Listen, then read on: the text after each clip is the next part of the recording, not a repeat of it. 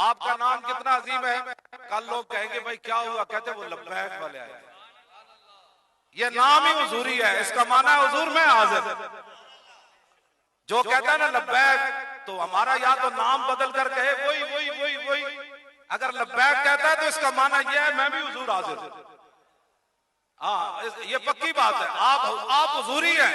आप 3 बार कहते हैं लब्बैक, 2 बार कहे तो इसका माना है हुजूर में क़यामत तक हाजिर, और 3 बार जब आप कहते हैं तो हुजूर जन्नत के अंदर भी आपका नौकर हाजिर।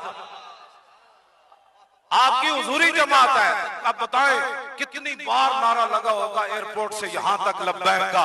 तो मेरे आका ने कितनी बार फरमाया होगा मेरे गुलामों क्या चाहते हो, क्या चाहते हो।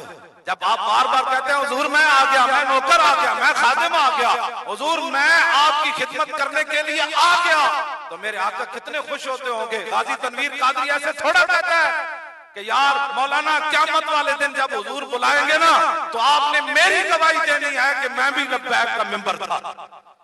अब उसको तो जागते हुए हुजूर की ज़ियारत हुई है। वो तारीख लब्बैक जेल में बैठकर वो कहता है कि मैं भी लब्बैक का मेंबर हूँ। 27 साल कैद सुनकर वो कहता है।